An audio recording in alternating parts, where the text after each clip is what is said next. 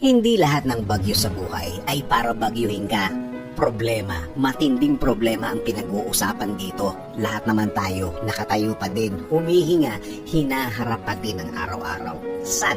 Sana wala ka sa sitwasyon na sinukuan mo ang matinding problema. Lahat naman ay may purpose, lahat naman yan ay may reason. Ewan ko kung maraming nakakapansin. Ang lahat ng mga taong sumuko sa problema, ang lahat ng umayaw. Kung titingnan mo ang sitwasyon nila ngayon, parang mas lalong naging grabe, mas lalong naging terrible ang kinalalagyan nila ngayon. Parang may kung anong effect sa kanila ang pagsuko at pag-ayaw nila sa problema nila noon. Ulitin ko lang para matandaan. Ang mga bagyong ito kaya dumadating sa ating buhay hindi para mas pahirapan ang buhay, kundi alisin ang mga nakaharang sa pag-unlad mo. Pag-unlad natin. Alisin ang drama sa buhay at maging matatag. Huwag kalimutang mag-grow.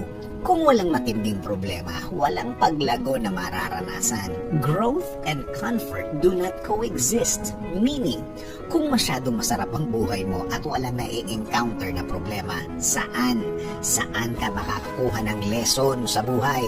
Kahit pa ilang libro ang basahin mo, kahit ilang posts ang mapanood mo, hindi ka makakarelate kung hindi mo naranasan yung sinasabi sa nabasa mo. Dapat kahit paano na-experience mo na ang sinasabi sa mga lesson na yon. Again, kahit anong karami pa yung nabasa o napanood mo o kaya kakwentuhan mo, kapag hindi mo naranasan ang sinasabi nila, walang kwenta ang sasabihin nila. Again, wag mong kalimutang mag-grow. Huwag kalimutang magpalago bilang tao. Kahit ang mga problema na hinayaan ng Diyos na mangyari sa atin, alam niyo mapapakinabangan natin ang lahat ng lessons. Lahat ng lessons na kailangan mong maranasan. Diyan ka tatatag, diyan ka tatalino. Basta, huwag kalimutang Diyos ang susuporta sa iyo sa lahat ng pagkakataon ng buhay. Always ask for His guidance.